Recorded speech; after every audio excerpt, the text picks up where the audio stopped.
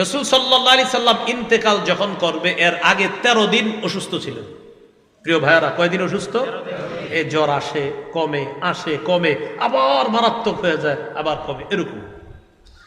একদিন মারাত্মক অসুস্থ হয়ে গেছে, মানে চলতেই পারতেছে না। আম্মা জান আয়েশা সিদ্দিকা রাদিয়াল্লাহু তাআলা আনহা বলেন, সাকুলান নবী সাল্লাল্লাহু আলাইহি ওয়াসাল্লাম, নবীজি প্রচুর অসুস্থ। নবীজি প্রশ্ন করলেন, আসাল্লান নাস, আচ্ছা সাহাবীরা নামাজ পড়ছে? না না, শুনেন, নবীজি প্রশ্ন করছে, আচ্ছা সাহাবীরা কি নামাজ পড়ছে? কোন নামাজ? এশার নামাজ। বলেন তো কোন নামাজ? এশার নামাজ। তো ঘর থেকে জবাব দেওয়া হলো, লা ইয়া রাসূলুল্লাহ ইয়ান্তাজিরুনা লাক, তারা আপনার অপেক্ষা আছে। নবীজি বললেন, আমার অপেক্ষা আছে? কয় হ্যাঁ। দাউলি ফিল মিখদাব, আচ্ছা এক কাজ করো, পানি দাও আমারে, গোসল করব। নবীজিকে পানি দিলেন। পানি দেওয়ার পর আম্মা জান আয়েশা সিদ্দিকা রাদিয়াল্লাহু তাআলা আনহা বলেন, ফাফআলনা ফাগতাসালা, আমরা তাই করলাম, পানির ব্যবস্থা করলাম, নবীজি গোসল করলেন। গোসল করে জাহাবা লিয়া নুআ, নবী মসজিদে যাওয়ার জন্য রওনা হয়েছে। বেশি দূরে না কিন্তু, পর্দাটা উঠাইলে মসজিদ ঘরের একদম সাথে। নবীজি এতটুকু যাবে, এই মুহূর্তে ফাউগমিয়া আলাইহি, বেহুশ হয়ে গেছে। সুম্মা আফাকা, একটু পর হুশ ফিরে আসছে। হুশ ফিরে আসার পর আল্লাহ নবী আবার প্রশ্ন করলেন, আসাল্লান নাস, সাহাবীরা নামাজ পড়ছে কিনা? ঘর থেকে জবাব দেওয়া হলো, লা ইয়া রাসূলুল্লাহ হুম ইয়ান্তাজিরুনা লাকা, হুজুর তারা নামাজ পড়ে নাই, আপনার অপেক্ষা আছে। নবীজি আবার বললেন, দুউলি ফিল মিখদাব, আবার পানি দাও। আবার পানি দিছে, আবার আল্লাহ রাসূল ফাগতাসালা, গোসল করছে, পুরা শরীর ভালোভাবে ধৌত করছে, যেন ওই বেহুশির ভাবটা চলে যায় পরিপূর্ণভাবে। আবার আল্লাহ রাসূল বেহুশি ভাব দূর করার যথাসাধ্য চেষ্টা করে জাহাবালিয়া নুআ, আবার মসজিদে যাওয়ার জন্য রওনা করলেন। ফাউগমিয়া আলাই, আবার বেহুশ হয়ে গেছে, একদম কাছে বেহুশ হয়ে গেছে। সুম্মা আফাকা, আবার হুশ ফিরে আসছে। হুশ ফিরার সাথে সাথে বললেন, আসাল্লান নাস, সাহাবীরা নামাজ পড়ছে? জবাব দেওয়া হলো, লা ইয়ান্তাজিরুনা লাকা, হুজুর নামাজ পড়ে নাই, আপনার অপেক্ষা আছে। নবীজি বললেন, দুউলি ফিল মিখদাব, আবার পানি দাও। আবার আমরা পানি দিলাম। আবার আল্লাহর নবী ফাগতাসালা, ভালোভাবে শরীরটা ধৌত করলেন, বেহুশি ভাব দূর করার যথাসাধ্য চেষ্টা করলেন। যাহাবা লিয়ানুআ, আবার মসজিদে রওনা করলেন। ফাউগমিয়া আলাইহি, আবার বেহুশ হয়ে গেলেন। কয়বার? তিনবার বেহুশ হয়ে গেলেন। সুম্মা আফাকা, আবার হুশ ফিরে আসছে। আবার প্রশ্ন করলেন, আসাল্লান নাস, সাহাবীরা নামাজ পড়ছে? জবাব দেওয়া হলো, লা ইয়া রাসূলুল্লাহ, নামাজ পড়ে নাই। প্রিয় মুসলমান, আপনার নামাজের দাওয়াত দিলে কয় আজকে না কালকে, লুঙ্গিটা ভালো না কালকে। হাবিব বেহুশি ভাব দূর করার চেষ্টা করতেছে তিনবার নামাজে যাওয়ার, যে বেহুশি ভাবটা যাক আমি নামাজে যাই। আর আমি আপনি জবাব দিচ্ছি আজকে না কালকে, লুঙ্গিটা ভালো না কালকে, কারণ কালকে যে আপনি বাঁচবেন আপনি তো শিওর। নাউজুবিল্লাহ। আর কিভাবে বললেন নামাজ ধরবেন? বলেন, সর্বশেষ পায়ে ধরতে পারি, মন চাইলে হুজুরগো সামনে যদি বলেন পায়ে ধরতে, সেটাই ধর্ম পায়। আপনি যদি আমার পায়ে ধরার কারণে নামাজি হয়ে যান, এটা তো সমস্যা নাই, আসেন পায়ে ধরি, ভাই নামাজি হয়ে যান। এই হাদিস যখন আমি পড়ি, আমি অবাক হয়ে যাই যে রাসূল সাল্লাল্লাহু আলাইহি ওয়াসাল্লাম আগে পরে যার কোনো গুনাহ নাই, তিনবার বেহুশ হয়ে যাইতেছে, আবার পানি আনায়, আবার শরীরটা ধৌত করে বেহুশি ভাব দূর করার জন্য। শেষে আর উঠতে পারতেছিলেন না, লোক পাঠায়া দিছে, আবু বকরকে একটু বলো নামাজ পড়ায়া দিতে। ফাতাহুর রাসূল, দূত আসছে, এই রাসূল মানে দূত আসছে, সংবাদ বাহক আসছে। আবু বকর সিদ্দিক রাদিয়াল্লাহু তাআলা আনহুকে আয়েশা বলছে, প্রস্তুত ছিলেন না আবু বকর সিদ্দিক এই কথা শোনার। আয়েশা বললেন, আবু বকর, ইন্না রাসূলুল্লাহ সাল্লাল্লাহু আলাইহি ওয়াসাল্লাম ইয়ামুরুকা আন তুসাল্লিয়া বিন নাস, নবী আসতে পারতেছেন, আপনারে বলছে নামাজ পড়ায় দিতে। সাহাবীরা এটার জন্য প্রস্তুত ছিলেন না যে নবীরে ছাড়া আমরা নামাজ পড়বো, নবীর ইমামতি ছাড়া নামাজ পড়বো, এটা মোটেই প্রস্তুত ছিলেন। ওয়াকানা আবু বকরিন রাজুলান রাকীকা, মনটা খুব নরম ছিল আবু বকর সিদ্দিক রাদিয়াল্লাহু তাআলা আনহু। জানেন আপনারা নরম মানুষ, তিনি সাথে সাথে বললেন আমি পারবো। ওমর ফারুক রাদিয়াল্লাহু তাআলা আনহুকে বললেন, ওমর সাল্লি বিন নাস, আল্লাহর রাস্তায় আপনি একটু নামাজ পড়ায় দেন। ওমর ফারুক বলে আমি পারবো না। আনতা আহাক্কু বিযালিক, আপনি বেশি যোগ্য, আপনি পড়ান। সর্বশেষ ওই কয়েকদিন আবু বকর সিদ্দিক রাদিয়াল্লাহু তাআলা আনহু ইমামতি করেছেন, নামাজ পড়িয়েছেন। রাসূল সাল্লাল্লাহু আলাইহি সাল্লাম ঘর থেকে সাহাবীদের নামাজের দৃশ্য দেখছেন। একদিন ওয়াজাদা মিন নাফসিহি খিফা, একটু হালকা অনুভব করছে। অনুভব করার পর দাঁড়ায় দেখে হেঁটে চলতে পারে না, মানে অনুভব করছে যে একটু হালকা লাগে শরীরটা, কিন্তু চলতে পারে না। দুইজনের কাঁধে ভর দিচ্ছে। একজন হলেন আব্বাস ইবনুল আব্দুল মুত্তালিব রাদিয়াল্লাহু তাআলা। ওই আম্মা জান আয়েশা বলছে আব্বাস, ওলামা হযরত জানেন কেন আব্বাস বলছে? এটা কারণ আছে। হ্যাঁ, তো বলছে আহাদুহুমা আল আব্বাস, একজন হলো আব্বাস, এটা একটা কারণ আছে, উনি অভিমান আছে একটু ওনার উপর। তো বলতেছে দুইজনের কাঁধে ভর দিলেন। বর দিয়ে রাসূল সাল্লাল্লাহু আলাইহি ওয়াসাল্লাম মসজিদে গেলেন। যাওয়ার পর আবু বকর সিদ্দিক মুসলমানদেরকে সাহাবীদেরকে নিয়ে নামাজে দাঁড়ায় গেছে ইমামতিতে। আবু বকর সিদ্দিক রাদিয়াল্লাহু তাআলা আনহু দেখেন নবীজি আসতেছে যোহরের নামাজে। যে মাত্র দেখলেন আবু বকর সিদ্দিক পিছনে আসতে চাইলেন, আল্লাহ রাসূল তার ছাত্রকে ইঙ্গিত করে বললেন না না না, ওখানেই থাকো। নবীজি গেলেন সামনে। যাওয়ার পর ওই দুইজনকে বললেন আজলাসানি ইলা জামবিহি, আবু বকরের পাশে আমাকে বসায় দাও। মুসলমান ভাইয়েরা, ওলামা একরাম সাক্ষী আপনাদের এলাকার, নামাজ পড়বেন নি ইনশাল্লাহ? সময় মতো নামাজ পড়স, যেখানে থাকবো ইনশাল্লাহ। বাস আমার যত বিপদ পেরেশানি যা আসুক না কেন, নামাজ আইসে গেছে, আগে নামাজ। মেয়ের বিয়ে আজকে, সব বিয়ে হয়েছে তো কি হয়েছে, নামাজের সময় নামাজ। যার যা অবস্থা, প্রতিদিন আমার জীবনের বিভিন্ন মুসিবত আসবে, পেরেশানি আসবে, মেয়ের বিয়ে হবে, ছেলেকে বিয়ে করাতে হবে, এই ঝামেলা ওই ঝামেলা আসবে, কিন্তু নামাজের সাথে কোনো আপোষ করা যাবে না। মনে থাকবে তো ইনশাআল্লাহ? নামাজ কায়েম করেন। বলেন তো সবাই কি কায়েম? খুব গুরুত্বপূর্ণ আলোচনা। নামাজ কায়েম মানে কি? বাংলা অর্থ হলো নামাজ প্রতিষ্ঠিত করেন। মৌলিকভাবে নামাজ প্রতিষ্ঠিত করার ব্যাপারে আমরা 6টি কথা জানবো। বলেন তো কয়টি কথা? 1 নম্বর, নামাজ প্রতিষ্ঠিত করা মানে নামাজের পূর্ববর্তী কিছু শর্ত আছে, এই শর্তগুলোর প্রতি গুরুত্ব দেওয়া। 2 নম্বর, নামাজ প্রতিষ্ঠিত করা মানে রুকু সেজদায় ধীরস্থিরতা অবলম্বন করা। 3 নম্বর, নামাজ প্রতিষ্ঠিত করা মানে সেজদা কতগুলা অঙ্গের উপরে দেওয়া লাগে এই অঙ্গগুলার ব্যাপারে জানা। 4 নম্বর, নামাজ প্রতিষ্ঠিত করা মানে খুশু খুজুর সাথে নামাজ পড়া।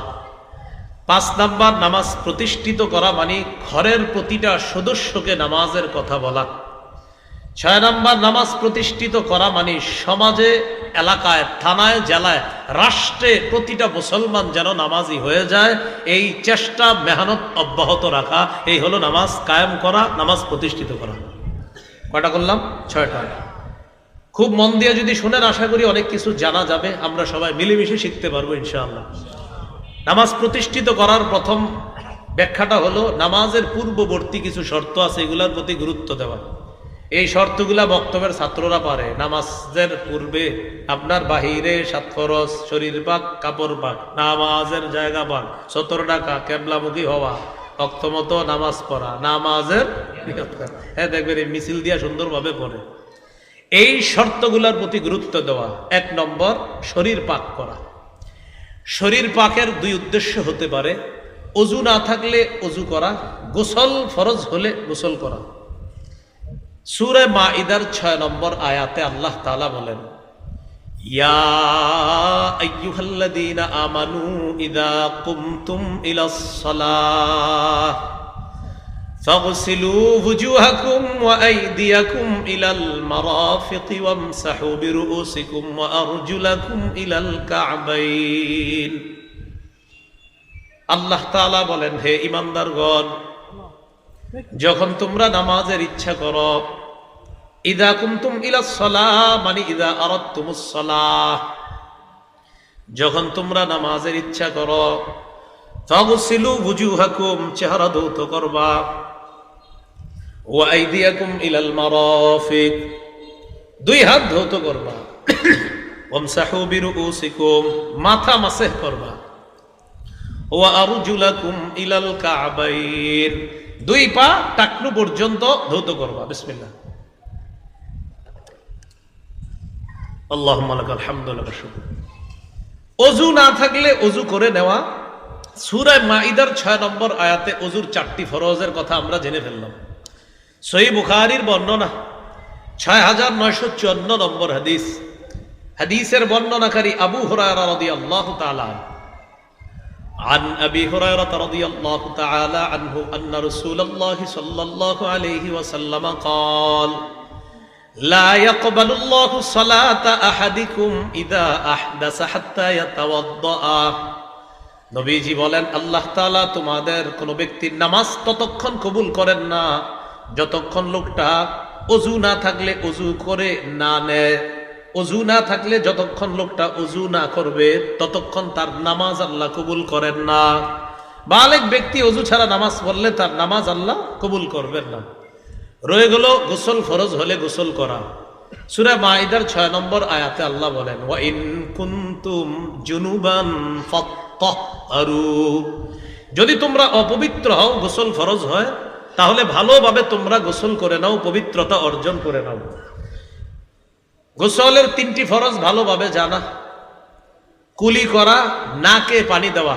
ওলামা হযরত ছাড়া অন্যরা বলেন, ওলামায়ে কেরাম জানে, অন্য সাধারণরা বলেন নাকের নরম জায়গা পর্যন্ত বলেন পানি পৌঁছানো। তাহলে কুলি করা, নাকে পানি দেওয়া, নাকের নরম জায়গা পর্যন্ত পৌঁছানো। আর রমজান মাসে যদি রোজা রাখা গোসল ফরজ হয় তখন যতটুকু পৌঁছানো যায় ততটুকু, বাকি এতটুকু না পৌঁছানো, যেতটুকু পৌঁছানোর কারণে আবার পানি ভিতরে চলে যায়। হ্যাঁ, পানি যেন ভিতরে চলে না যায়, এটা মাথায় রাখা। কুলি করা, নাকে পানি দেওয়া। মা বোনরা যদি নাকফুল পরে আর কানের দুল পরে, নাকে ছোট ছোট ছিদ্র আছে, কানে ছোট ছোট ছিদ্র আছে, ঝাড়ুর শলা দিয়ে অথবা যা দিয়ে পারে তা দিয়ে বলবেন ওই নাকের ছিদ্র আর কানের ছিদ্রে পানি পৌঁছানোর চেষ্টা করা। বুঝাইতে পারি নাই মনে হয়? হ্যাঁ, ফরজ গোসল হলে নাকের ছিদ্রে একটু নাড়াচাড়া করা, কানের ছিদ্রে যতটুকু নাড়াচাড়া করে পানি পৌঁছানো যায়। তাহলে 1 নাম্বার কুলি করা, 2 নাম্বার নাকে পানি দেওয়া, 3 সমস্ত শরীর ধৌত করা। আল্লাহ তাআলা বলেন, তোমরা যদি অপবিত্র হও তাহলে তোমরা পবিত্রতা অর্জন করে নাও। এ হলো শরীর পাক। 2 নাম্বার শর্ত কাপড় পাক। সূরা মুদ্দাসসিরের 4 নম্বর আয়াতে আল্লাহ তাআলা বলেন, ওয়া থিয়াবাকা ফাতাহহির, নবী আপনি আপনার কাপড়গুলো ভালোভাবে পবিত্র করে নেন। সহিহ বুখারীর বর্ণনা 227 নম্বর হাদিস। এক নারী রাসূলুল্লাহ সাল্লাল্লাহু আলাইহি সাল্লামের কাছে আসছে। আমরা কেউ হাসবো না, এখন যে মাসালা বলবো কেউ হাসবো না, শ্রদ্ধার সাথে শুনবো। আমাদের মা বোনরা প্রতি মাসে আল্লাহ প্রদত্ত একটা অসুস্থতার সম্মুখীন হয়। এই অসুস্থতার কারণে একটা নাপাকি শরীর থেকে বের হয়। এই নাপাকি কাপড়ে লাগতে পারে।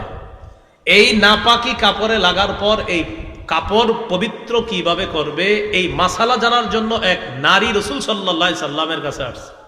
সহিহ বুখারীর বর্ণনা 227 নম্বর হাদিস। জাআত ইমরাআতুন ইলা রাসূলিল্লাহি সাল্লাল্লাহু আলাইহি ওয়াসাল্লাম, এক নারী রাসূল সাল্লাল্লাহু আলাইহি সাল্লামের কাছে আসছে। আসার পর বললেন, আরাইতা ইহদানা তাহিদু ফিস সাওম ফাকাইফা তাসনাউ ইয়া রাসূলুল্লাহ। হুজুর, আমি আপনার কাছে জানতে চাই, আমাদের মধ্যে কোন নারীর যদি অপবিত্র যে নাপাকি আছে, ওই নাপাকি যদি তার কাপড়ের মধ্যে লাগে, এটা পবিত্রতা করার নিয়মটা জানতে চাই। নবীজি বললেন, 1 নাম্বার তাহুত্তুহু, ঘষবে। তাহুত্তুহু 1 নাম্বার ঘষবে। 2 নাম্বার সুম্মা তাকরুসুহু বিল মা, এটা পানির মধ্যে চুবাবে, রিংরাইবে।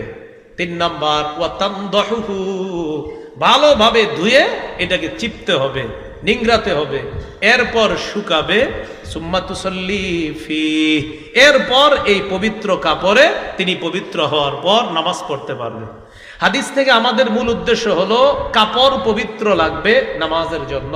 এক নারী মাসালা জিজ্ঞাসা করতে আসছে, নবী পুরাটা বলে দিছে, ঘষবে, ঘষার পর নাপাকিটা ঘষে উঠাবে, এরপর নিংড়াবে, এরপর ভালোভাবে ধৌত করে শুকাবে, এরপর এটাতে নামাজ আদায় করবে। তাহলে পূর্ববর্তী শর্ত গেল শরীর পাক, কাপড় পাক, এরপরে হলো নামাজের জায়গা পাক। সহিহ বুখারীর বর্ণনা 438 নম্বর হাদিস। এখান থেকে আমাদের মূল উদ্দেশ্য হলো নামাজের জায়গা পাকের দলিল বের করা।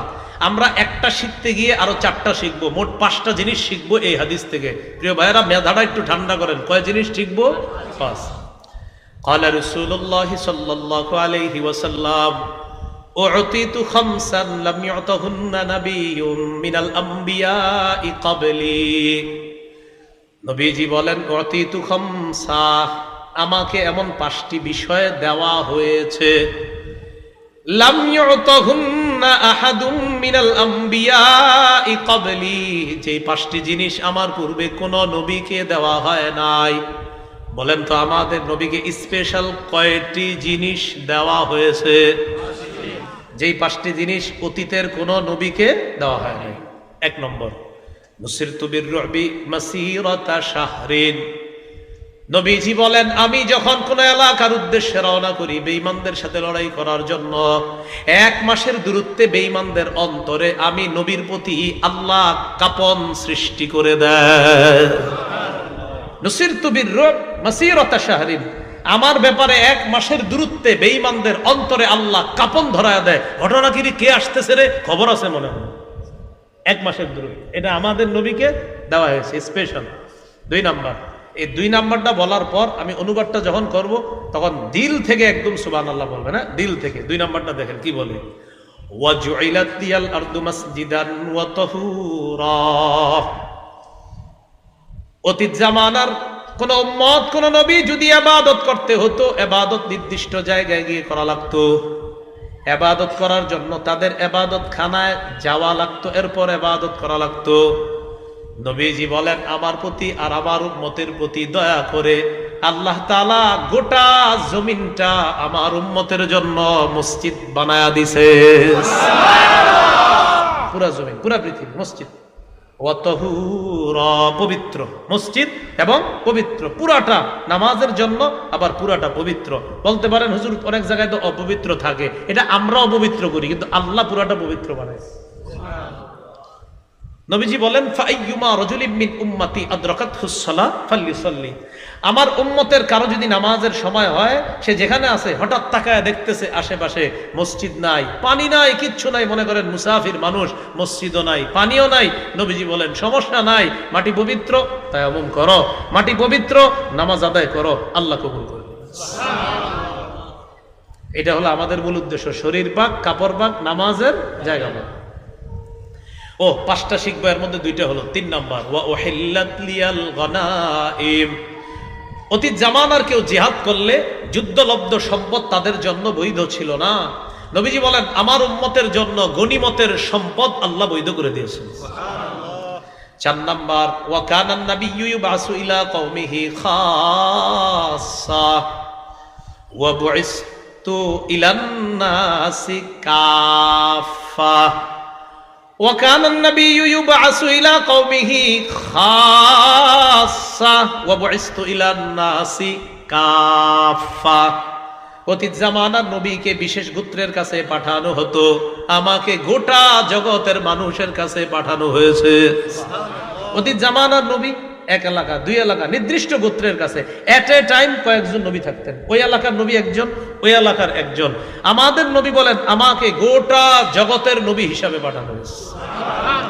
5 নম্বর, ওয়া উতিতুশ শাফাআহ, আমাকে সুপারিশ করার, একটু সুন্দরভাবে একটা বাংলা শিখেন, বলেন সার্বজনীন সুপারিশ করার অধিকার আমাকে দেওয়া হয়েছে।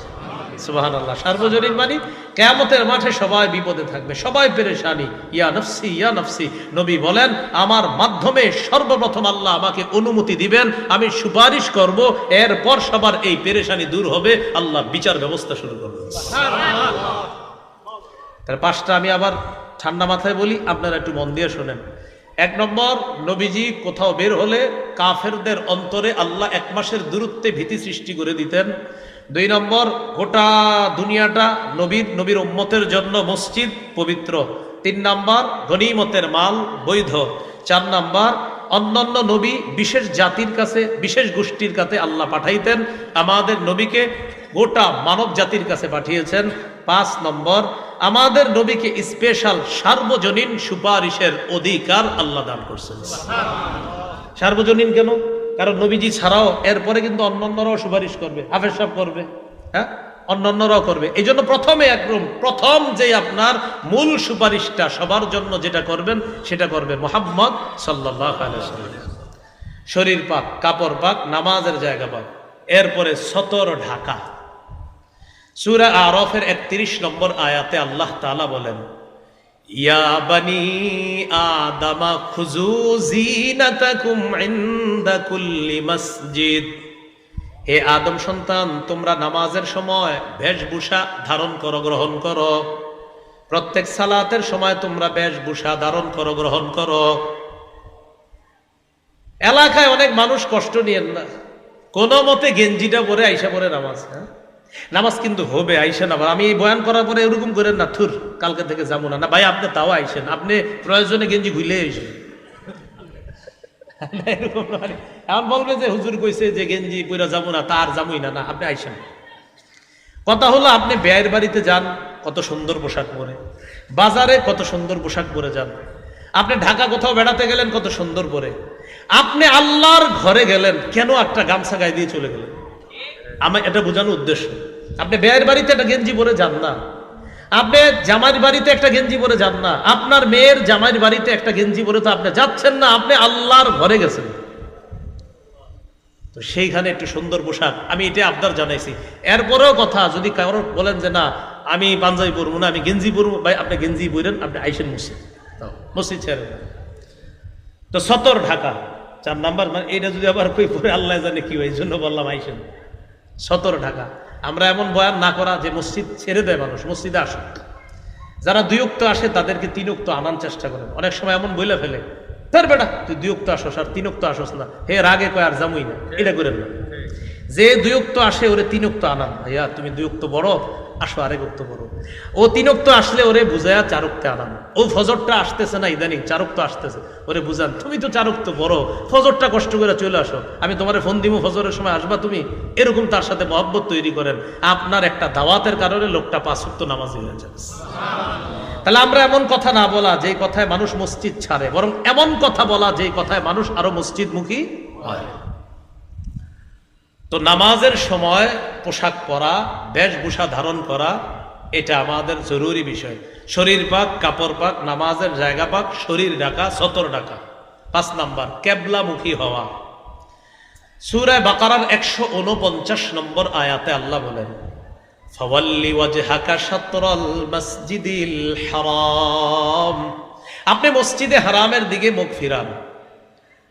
17 মাস 18 মাস বাইতুল মুকাদ্দাসের দিকে আল্লাহর নবী নামাজ পড়ে আর বারবার চেহারাটা আসমানের দিকে উঠায়। মনে মনে নবীর নিয়ত হলো, আহারে কেবলাটা যদি কাবার দিকে হইতো, এটা মনের কথা, কিন্তু মুখ দিয়া বলে না। নামাজ পড়ে কোন দিকে ফিরা?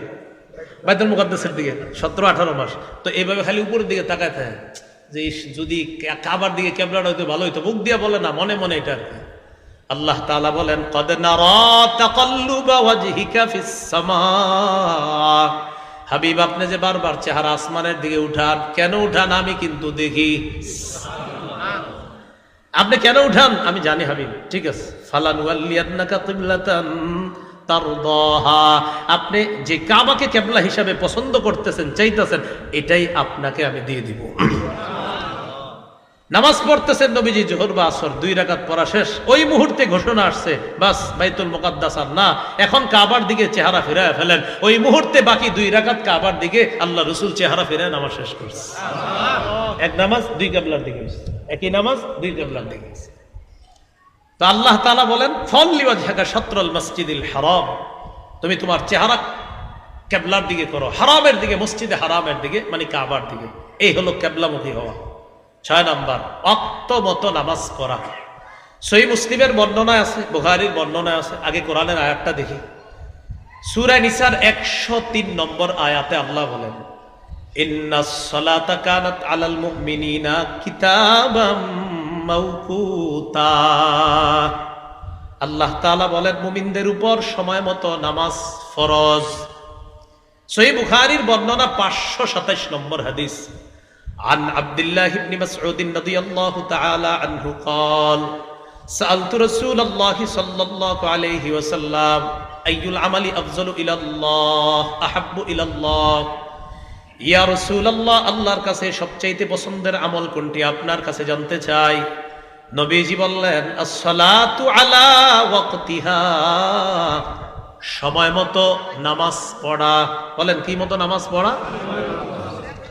এবার আপনাদেরকে একটা হাদিস শোনাই। হাদিস শোনানোর পর আপনারা আজকে সিদ্ধান্ত নেবেন, অতীতে যারা 2-3 রাকাত 2-3 ওয়াক্ত পড়তেন, আজকে সিদ্ধান্ত নেবেন যে আজকে থেকে 5 ওয়াক্ত পড়বেন কিনা। আগে হাদিসটা শোনাই। সহিহ বুখারীর বর্ণনা 687 নম্বর হাদিস। প্রথম কথা, 6 নম্বর শর্ত অক্তমতো কি পড়া? নামাজ পড়া। তো এই জায়গায় আমরা এখন প্রথম কথা, আমরা ইনশাআল্লাহ 5 ওয়াক্ত নামাজ অক্তমতো পড়বো। বলেন ইনশাআল্লাহ। তো অনেকে আমরা 3 ওয়াক্ত পড়ি, 4 ওয়াক্ত পড়ি, 5 ওয়াক্ত পড়বো কিনা? আমরা তো ইনশাআল্লাহ পড়বো। এরপর একটা হাদিস শোনেন, পরে আপনি সিদ্ধান্ত নেবেন যে আসলে কেমন হওয়া উচিত আমার। সহিহ বুখারীর 687 নম্বর হাদিস। রাসূল সাল্লাল্লাহু আলাইহি সাল্লাম ইন্তেকাল যখন করবে এর আগে 13 দিন অসুস্থ ছিলেন। প্রিয় ভাইয়ারা, কয়দিন অসুস্থ?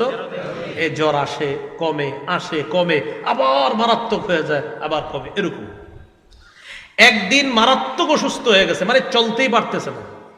আম্মা জান আয়েশা সিদ্দিকা রাদিয়াল্লাহু তাআলা আনহা বলেন সাকুলান নবী সাল্লাল্লাহু আলাইহি ওয়াসাল্লাম, নবীজি প্রচুর অসুস্থ। নবীজি প্রশ্ন করলেন আসাল্লান নাস, আচ্ছা সাহাবীরা নামাজ পড়ছে? না না, শুনেন, নবীজি প্রশ্ন করছে, আচ্ছা সাহাবীরা কি নামাজ পড়ছে? কোন নামাজ? এশার নামাজ। বলেন তো কোন নামাজ? এশার নামাজ। তো ঘর থেকে জবাব দেওয়া হলো লা ইয়া রাসূলুল্লাহ ইয়ান্তাজিরুনা লাক, তারা আপনার অপেক্ষা আছে। নবীজি বললেন আমার অপেক্ষা আছে? কয় হ্যাঁ। দাউলি ফিল মিখদাব, আচ্ছা আচ্ছা এক কাজ করো, পানি দাও আমারে, গোসল করব। নবীজিকে পানি দিলেন। পানি দেওয়ার পর আম্মা জান আয়েশা সিদ্দিকা রাদিয়াল্লাহু তাআলা আনহা বলেন ফাফআলনা ফাগতাসালা, আমরা তাই করলাম, পানির ব্যবস্থা করলাম। নবীজি গোসল করলেন। গোসল করে যাহাবা লিয়া নুআ, নবী মসজিদে যাওয়ার জন্য রওনা হয়েছে। বেশি দূরে না কিন্তু, পর্দাটা উঠাইলে মসজিদ ঘরের একদম সাথে। নবীজি এতটুকু যাবে, এই মুহূর্তে ফাউগমিয়া আলাইহি, বেহুশ হয়ে গেছে, বেহুশ হয়ে গেছে। সুম্মা আফাকা, একটু পর হুশ ফিরে আসছে। হুশ ফিরে আসার পর আল্লাহ নবী আবার প্রশ্ন করলেন আসাল্লান নাস, সাহাবীরা নামাজ পড়ছে কিনা? ঘর থেকে জবাব দেওয়া হলো লা ইয়া রাসূলুল্লাহ হুম ইয়ান্তাজিরুনা লাকা, হুজুর তারা নামাজ পড়ে নাই, আপনার অপেক্ষা আছে। নবীজি আবার বললেন দুউলি ফিল মিখদাব, আবার পানি দাও। আবার পানি দিছে। আবার আল্লাহ রাসূল ফাগতাসালা, গোসল করছে, পুরা শরীর ভালোভাবে ধৌত করছে, যেন ওই বেহুশির ভাবটা চলে যায় পরিপূর্ণভাবে। আবার আল্লাহ রাসূল বেহুশি ভাব দূর করার যথাসাধ্য চেষ্টা করে যাহাবালিয়া নুআ, আবার মসজিদে যাওয়ার জন্য রওনা করলেন। ফাউগমিয়া আলাই, আবার বেহুশ হয়ে গেছে, এক কাছে একদম কাছে বেহুশ হয়ে গেছে। সুম্মা আফাকা, আবার হুশ ফিরে আসছে। হুশ ফিরার সাথে সাথে বললেন আসাল্লান নাস, সাহাবীরা নামাজ পড়ছে? জবাব দেওয়া হলো লা ইয়ান্তাজিরুনা লাকা, হুজুর নামাজ পড়ে নাই, আপনার অপেক্ষা আছে। নবীজি বললেন দুউলি ফিল মিখদাব, আবার পানি দাও। আবার আমরা পানি দিলাম। আবার আল্লাহর নবী ফাগতাসালা, ভালোভাবে শরীরটা ধৌত করলেন, বেহুশি ভাব দূর করার যথাসাধ্য চেষ্টা করলেন। যাহাবা লিয়ানুআ, আবার মসজিদে রওনা করলেন। ফাউগমিয়া আলাইহি, আবার বেহুশ হয়ে গেলেন। কয়বার? 3 বার বেহুশ হয়ে গেলেন। সুম্মা আফাকা, আবার হুশ ফিরে আসছে। আবার প্রশ্ন করলেন আসাল্লান নাস, সাহাবীরা নামাজ পড়ছে? জবাব দেওয়া হলো লা ইয়া রাসূলুল্লাহ, নামাজ পড়ে নাই। প্রিয় মুসলমান, আপনার নামাজের দাওয়াত দিলে কয় আজকে না কালকে, লুঙ্গিটা ভালো না কালকে। হাবিব বেহুশি ভাব দূর করার চেষ্টা করতেছে 3 বার নামাজে যাওয়ার, যে বেহুশি ভাবটা যাক যাক, আমি নামাজে যাই।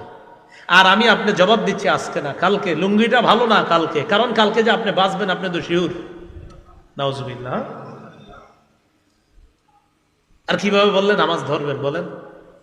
সর্বশেষ পায়ে ধরতে পারি, মন চাইলে হুজুরকে সামনে যদি বলেন পায়ে ধরতে, সেটাই ধর্ম পায়। আপনি যদি আমার পায়ে ধরার কারণে নামাজি হয়ে যান, এটা তো সমস্যা নাই, আসেন পায়ে ধরি, ভাই নামাজি হয়ে যান।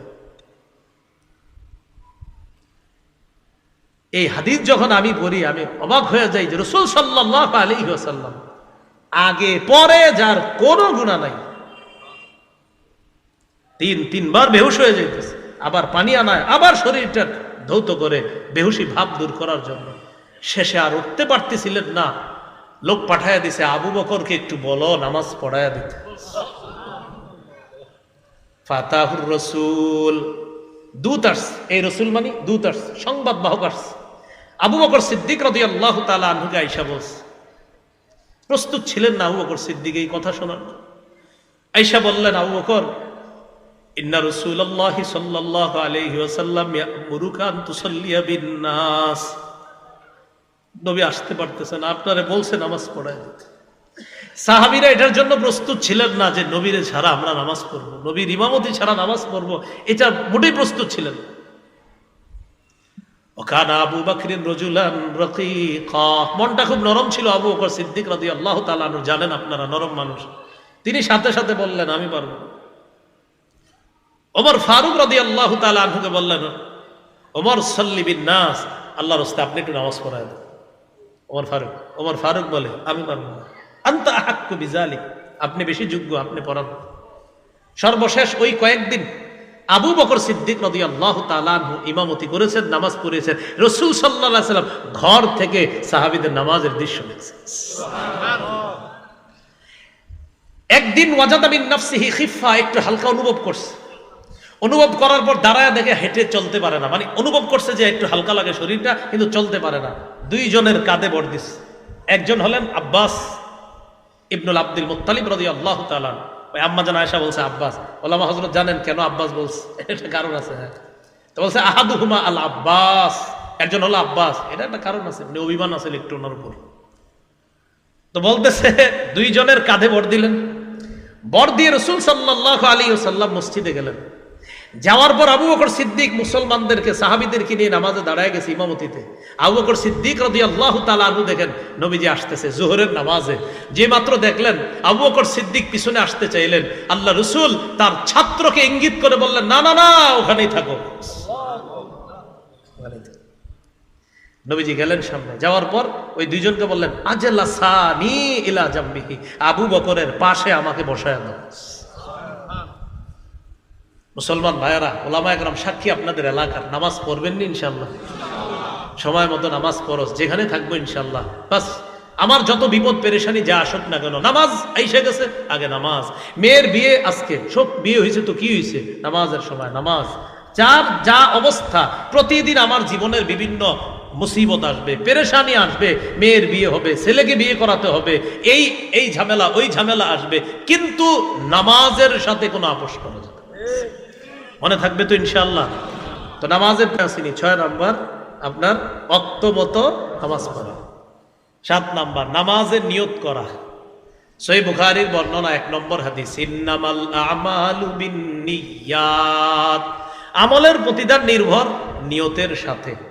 এজন্য নিয়ত এটা একটা জরুরি বিষয়। বাকি আমরা মসজিদে যখন আসি তখন কোন নামাজের নিয়ত করে আসি এটা তো আমরা জানি, মুখে আর বলা আলাদা জরুরি না। আপনি এশা পড়তে আসছেন, বাস এশাই তো পড়বেন, এখানে আলাদা মুখে বলতে হবে না। যেমন ঈদের নামাজে আপনারা জামাতে আসছেন, বলেন তো কোন নামাজ পড়তে আসছেন? ঈদের নামাজ। এরপরে অনেক মুসলমান কয় হুজুর একটু নিয়তটা বলেন, মুখে না বললে হয় না। ইমাম সাহেব হজরতরা এইভাবে বলতে পারেন যে ভাই এক কাজ করেন, আপনার যদি এতই টেনশন হয় আপনি বলবেন, এই হুজুরে যেই নামাজ পড়তেছে আমরাও ওই নামাজ পড়তেছি, আল্লাহু আকবার। তো ইমাম সাহেব যেই নামাজ পড়ে আমি ওই নামাজ পড়ি, আল্লাহু আকবার। তো ইমাম সাহেব ঈদের নামাজে কি মাগরিব পড়ে না? ঈদ অনেকে আছে বেচারা ভাবে কি আমার মনে নামাজ হইব না, তো আপনি সর্বশেষ এইভাবে বললেন, আল্লাহ ইমাম সাহেব এখন যেই নামাজটা পড়বে আমি ওই নামাজ পড়বো, আল্লাহু আকবার, শেষ। এই হলো নিয়ত করা। ইন্নামাল আমালু বিন্নিয়াত, আমলের প্রতিদান নিয়তের সাথে। আলোচনা শেষ হয়নি, মনে আছে নামাজ কায়েম করার মৌলিক কয় কথা? 6 কথা। 1 নম্বর গেল পূর্ববর্তী শর্তগুলা গুরুত্ব দেওয়া। 2 নম্বর আল মুহাফাজাতু আলার রুকুই ওয়াস সুজুদ, রুকু সেজদার প্রতি গুরুত্ব দেওয়া। এখানে গুরুত্বপূর্ণ কথা আছে। সহিহ বুখারীর 757 নম্বর হাদিস, হাদিসের বর্ণনাকারী আবু হুরায়রা রাদিয়াল্লাহু তাআলা তিনি বলেন, আন্না রাসূলুল্লাহ সাল্লাল্লাহু আলাইহি ওয়াসাল্লাম দাখালাল মাসজিদা, নবীজি মসজিদে প্রবেশ করলেন। ওয়া দাখালা রাজুলুন ফাসাল্লা ফাসাল্লামা আলা রাসূলিল্লাহ সাল্লাল্লাহু আলাইহি ওয়াসাল্লাম, এক ব্যক্তি মসজিদে আসছে, আসার পর তিনি নামাজ পড়লেন, নামাজের সালাম ফিরানোর পর আল্লাহ নবীকে সালাম দিলেন। আমি আবার বলছি, নবীজি মসজিদে বসা, এক ব্যক্তি মসজিদে ঢুকছে, নামাজ পড়ছে, নামাজ পড়ার পর আল্লাহ নবীকে সালাম দিচ্ছে। সালাম দেওয়ার পর নবী সালামের জবাব নিলেন, ফারাদ্দা, নবী সালামের জবাব নিলেন। সালামের জবাব দেওয়ার পর আল্লাহ নবী বললেন, ইরজি ফাসাল্লি ফাইন্নাকা লাম তুসাল্লি, তুমি আবার যাও, নামাজ পড়ো, তুমি নামাজ পড়ো নাই। ওই বেচারা কি নামাজ পড়ে নাই? পড়ছে, কিন্তু নবীজি কি বলছেন? তুমি নামাজ পড়ো নাই। ফারাজা ইউসাল্লি কামা সাল্লা, লোকটা গিয়েছে, আবার নামাজ পড়ছে, আগে যেমন পড়ছে তেমন, আবার আসছে, আসসালামু আলাইকুম। নবীজি সালামের জবাব দিছে, জবাব দেওয়ার পর বললেন, ইরজি ফাসাল্লি ফাইন্নাকা লাম তুসাল্লি, তুমি যাও, আবার নামাজ পড়ো, তুমি নামাজ পড়ো নাই। কয়বার হলো? আবার ওই লোকটা গেলেন, আবার নামাজ পড়লেন, নামাজ পড়ার পর সালাম ফিরিয়েছে, সালাম ফিরানোর পর আল্লাহ নবীর কাছে আসছে, আসার পর আবার সালাম দিছে। নবীজি সালামের জবাব দেওয়ার পর আল্লাহ নবী বললেন, ইরজি ফাসাল্লি ফাইন্নাকা লাম তুসাল্লি সালাসান, নবী তিনবার কথাটা বললেন, তুমি আবার যাও, নামাজ পড়ো, তুমি নামাজ পড়ো নাই। ওই ব্যক্তি এবার যে কথাটা বললেন, ইয়া রাসূলুল্লাহ মা উহসিনু গায়রা ফাআল্লিমনি, হুজুর এর চাইতে ভালো নামাজ আমি আর পারি না, আমারই শিখাইয়া দেন হুজুর, আপনি আমারই শিখাইয়া দেন। এবার মন দিয়ে শুনেন, নবীজি শিখিয়ে দিচ্ছে, ইদা কুমতা ইলাস সালাহ ফাকাব্বির, যখন নামাজে দাঁড়াইবা তখন বলবা আল্লাহু আকবার, সুন্দরভাবে বলেন এটা, হাত বাঁধা, তারপর সানা পড়া, তারপর আলহামদুলিল্লাহ পড়ার পর সুম্মা ক্রা মা তায়াসসারা মাআকা মিনাল কুরআন, কোরআনের যে অংশ তুমি পারো সহজ তোমার কাছে, ওই অংশটা তুমি পড়ো। তো পড়ার পর বলেন তো, আমরা কোরআন পড়ার পর এরপরে কোথায় যাব? রুকুতে। সুম্মা রুকা, এরপর তুমি রুকু করবা। হাত্তা তাতমাইন্না রাকিআ, রুকুর মধ্যে তুমি এমন ভাবে থাকবা, এতটা সময় থাকবা, ধীরস্থির ভাবে রুকু করবা, ইতমিনান না হওয়া পর্যন্ত রুকু করবা, ইতমিনান না হওয়া পর্যন্ত রুকু, মনে করে ঠকুন না, এরকম ইতমিনান না হওয়া পর্যন্ত রুকু। জামাত ধরার জন্য অনেকে সুন্নত পড়ে আইসে, আল্লাহু আকবার, সুন্নত পড়তেছে, তো ইমাম সাহেব জামাত দাঁড়ায় গেছে, তখন উনি রুকু আর সিজদার মিটার বাড়ায় দেয়, আল্লাহু আকবার, জামাত দাঁড়ায় যায়। না না না, এটা করেন না, নাউজুবিল্লাহ। কি করে আপনার ওই যে ইমাম সাহেব দাঁড়ায় গেছে জামাতে, তো জামাত ধরার জন্য উনি ওনার নামাজের পুরো একদম রকেটের গতি বানাই দিচ্ছে। এগুলো আমরা করবো না, বলেন ইনশাআল্লাহ, এগুলো করবো না, এটা সঠিক কাজ না। নবীজি বললেন হাত্তা তাতমাইন্না রাকিআ, ধীরস্থির ভাবে রুকু করবা। সুম্মা রফা, এরপর মাথা উঠাবা। হাত্তা তা'তাদিলা কাইমা, সোজা হয়ে দাঁড়াবা। আমাদের মধ্যে অনেক মুসল্লি আছে রুকু থেকে যখন দাঁড়ায়, ইমাম সাহেব সামি আল্লাহু লিমান হামিদা বলে দাঁড়ায়, দেখবেন মুসল্লিদের অনেকে এইভাবে মাথাটা নিচু করে রাখে আর বুঝায়, ওই ইমাম সাহেব তাড়াতাড়ি সেজদায় যান, বাঁকা হয়ে থাকে। রাসূল বলছে না, হাত্তা তা'তাদিলা কাইমা, সোজা হয়ে দাঁড়াতে হবে। প্রিয় ভাইয়েরা একটু বলেন তো, রুকু থেকে কিভাবে দাঁড়াতে হবে? সোজা হয়ে। সুম্মাসজুদ, এরপর তুমি সেজদা করো। হাত্তা তাতমাইন্না সাজিদা, যতক্ষণ তোমার ইতমিনান না হবে ততক্ষণ সেজদা করবা, ধীরস্থির ভাবে সেজদা করবা। সুম্মারফা, এরপর দুই সেজদার মাঝখানে বসবা, বসার পর পড়েন আল্লাহুম্মা গফিরলি, একটু পারবেননি সবাই? যদি আরেকটু বাড়াইতে পারেন বলেন ওয়ারহামনি, দুই সেজদার মাঝখানে এটা পড়বেন আল্লাহুম্মা গফিরলি ওয়ারহামনি, আল্লাহ তুমি আমাকে ক্ষমা করো, তুমি আমাকে দয়া করো। এতটুকু ছোট দুইটা দোয়া পারবেন না?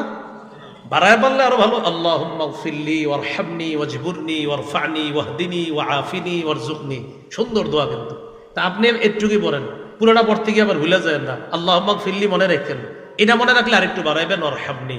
এই দুইটা পরে দুই সেজদার মাঝখানে সোজা হয়ে বসবেন। অনেকে দুই সেজদার মাঝখানে বাঁকা হয়ে থাকে, ওই যে আরেকটা সেজদা দেওয়ার জন্য ক্ষেত্র বিশেষ সে এতটা বাঁকা হয়ে থাকে যে দুই সেজদা মিলে তার সেজদা হয় একটা। তো নামাজের ফরজ কি দুই সেজদা না এক সেজদা? তো এক দুই সেজদা তো আপনার না দিলে নামাজ হলো না। তো এইভাবে বাঁকা হয়ে থাকে যে আপনার দুই সেজদা মিলে তার সেজদা হয়ে যায় একটা, কারণ দুই সেজদার মাঝখানে সে সোজা হয়ে বসে আরেক সেজদা দেয় না, ওই সেজদার মধ্যেই থাকে আরেকটা। দেখবেন এইভাবে মাথাটা উঠে আবার চলে যায়। প্রিয় মুসলমান ভাইয়েরা, এইভাবে আমরা করব না। তো এইভাবে নবীজি বলার পর বললেন, ইফআল যালিকা ফি সলাতিকা কুল্লিহা, তুমি তোমার পুরা নামাজ এইভাবে পড়বা। এই এক রাকাত আমি বলে দিলাম, এইভাবে যদি নামাজ পড়ো এটা হবে তোমার নামাজ। এতক্ষণ যেটা পড়ছো এটা নামাজ না, আর আমি যেটা শিখাইলাম এটা হলো নামাজ।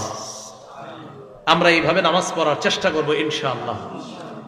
এবার বলেন নফল নামাজে, বলেন নফল নামাজে তুলনামূলক একটু লম্বা সময় দাঁড়িয়ে থাকবো, লম্বা কেরাত পড়ব, পাশাপাশি লম্বা রুকু করব, লম্বা সেজদা করব। নফল নামাজে দাঁড়াবো লম্বা সময়, ইয়াসিন সূরা বললেন যে বা আপনারা যেটি পারেন একটু বড় বড়, আপনাদের মধ্যে অদ্দুহা যিনি পারেন এটা আলাম তারার চেয়ে অনেক বড়, বা আম্মা ইয়াতাসাআলুন যিনি পারেন এটা অদ্দুহার চেয়ে বড়, ওয়াশ-শামসি ওয়াদুহাহা অনেকে পারেন, ওয়াল লাইলি ইযা ইয়াগশা অনেকে পারেন, একটু বড় বড়। তো আপনি বললেন রুকুটা একটু দেরি করলেন, সিজদা একটু দেরি করলেন, কেন করবেন? আজীব একটা হাদিস শুনে আপনাদের।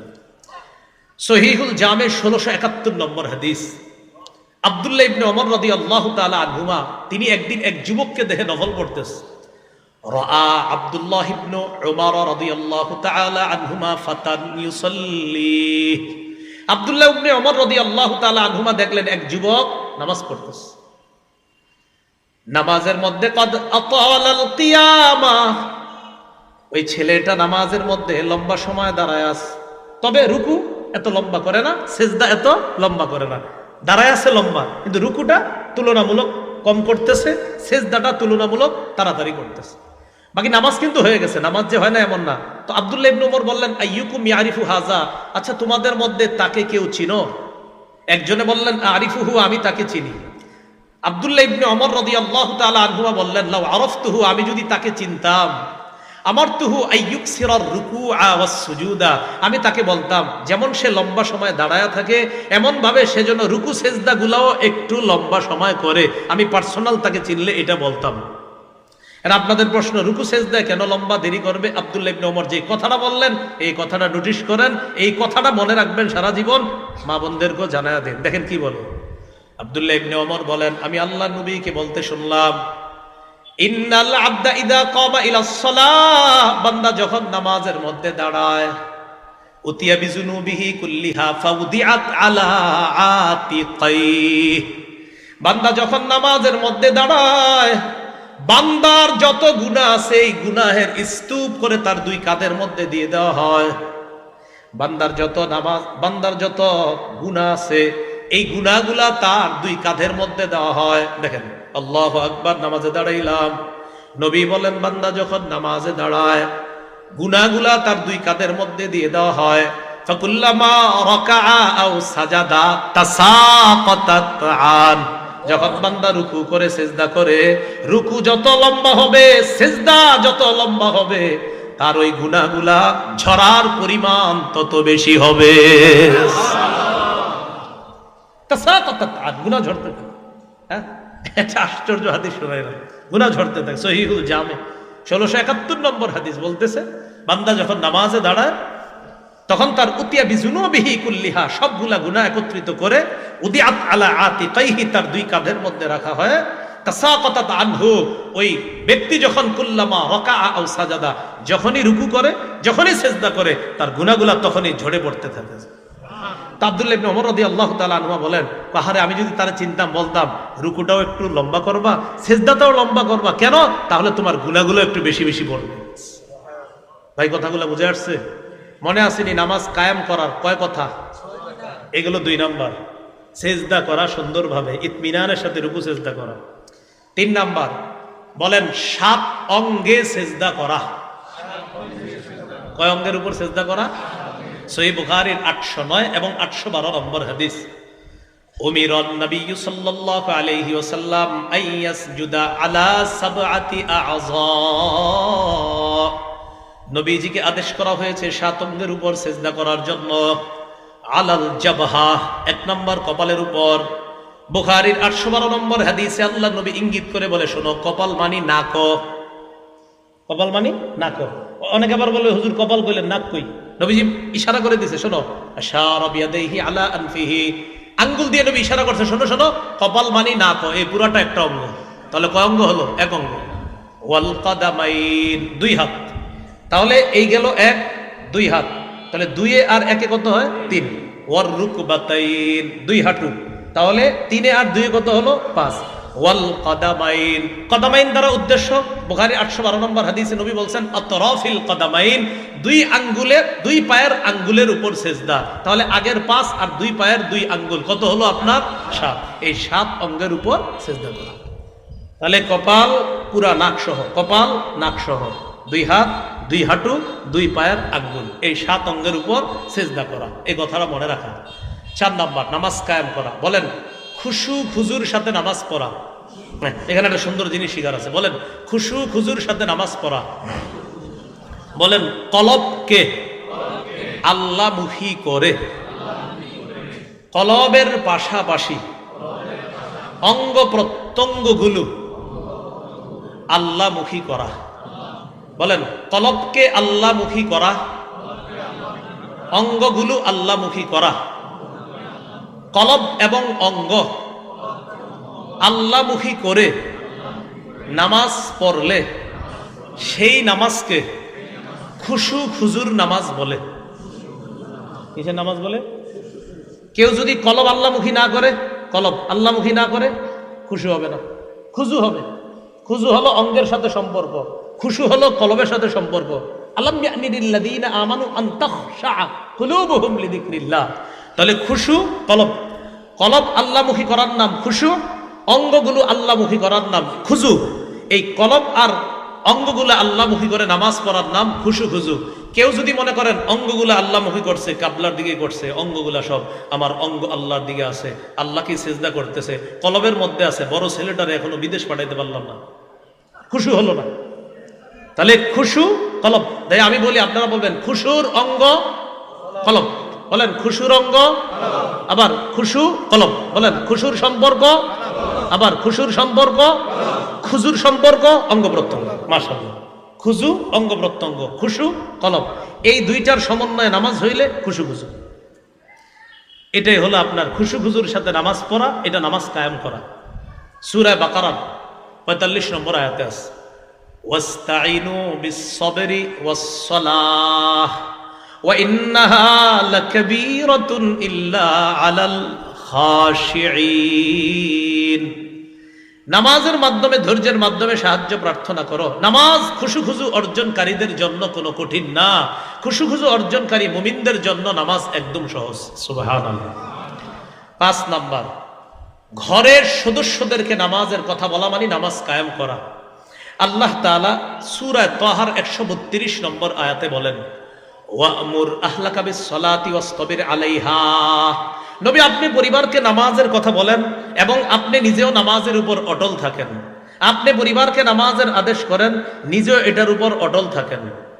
লা নাসআলুকা রিজকা, আমি আপনার কাছে রিজিক চাই না। নাহনু নারযুকুকা, আমি রিজিক দেই। প্রিয় ভাইয়েরা, নামাজের সাথে রিজিকের কি সম্পর্ক? মুয়াজ্জিন সাহেব বলে, কদ কামাতিস সালাহ, নামাজ দাঁড়ায়া গেছে।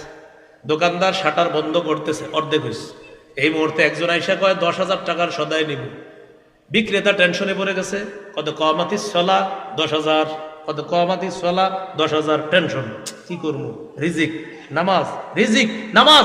আল্লাহ বলেন, নামাজ, লা নাসআলুকা রিজকা, আরে আমি রিজিক চাই না তোমার কাছে, নামাজে যাও। নাহনু নারযুকুক, আমি রিজিক দেই। এলো 5 নাম্বার, নামাজ প্রতিষ্ঠিত করা। ঘরের সব সদস্যদেরকে নামাজের কথা বলবেন।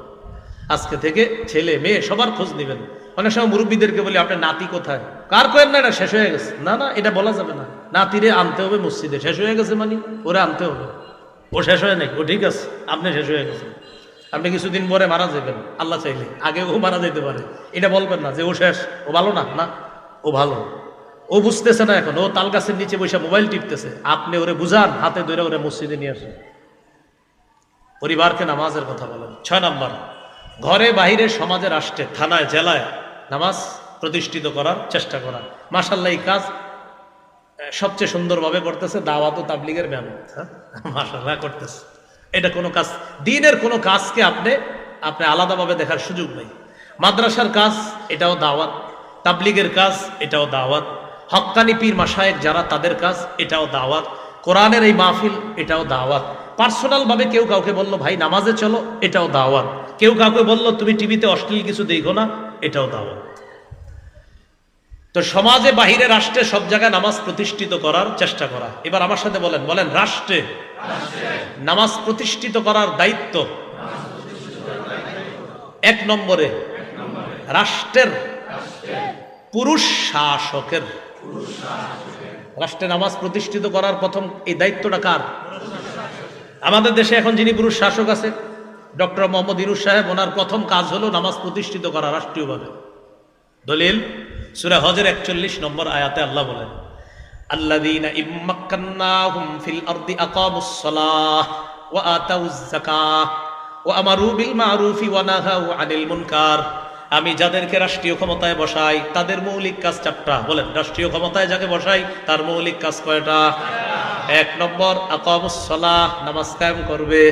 2 নম্বর আতাউয যাকাহ, যাকাত আদায় করবে।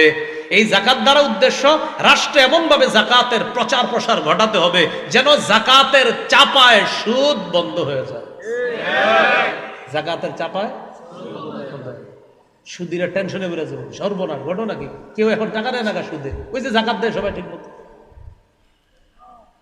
টেনশনে বেড়ে যাবে। যেমন গরিব মানুষে আপনি যখন যাকাত দিবেন ঠিক মতো, গরিব আর ঋণ করতে যাবে না সুদে, তখন বলবে সমস্যা ঘটনা কি, আমরা তো টেনশনে আছি, কেন ভাই সুদের কারবার দর চালাইতে পারতেছি না। ওহো ঘটনা কি?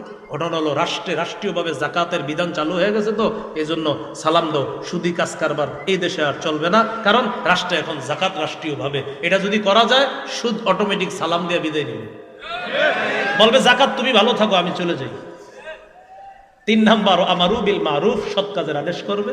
4 নম্বর অনাহাউ আনিল মুনকার, অসৎ কাজ থেকে নিষেধ করবে। এই হলো আপনার নামাজ কায়েম করার 6টি ব্যাখ্যা দিলাম। মনে আসেনি? কি মনে আছে? কোন সূরার আয়াত শুরু করছিলাম? সূরা আনকাবুতের 45, সামান্য 2টা অংশ। উতলু আকিম, নবী তেলাওয়াত করেন, নামাজ কায়েম করেন। তেলাওয়াত হলো, নামাজ হলো। তেলাওয়াত এবং নামাজ। আরেকটা কথা আমরা বলছিলাম, 3টা অভ্যাস নিয়মিত করব, তেলাওয়াত, নামাজ, কিছু দান সদকা। আল্লাহ তাআলা আমাদের সকলকে যে কথাগুলো শুনলাম বললাম নিজেদের জীবনে, সমাজে, ঘরে, রাষ্ট্রে, সর্বত্র যেন কায়েম করতে পারি। আল্লাহ তৌফিক দান করেন।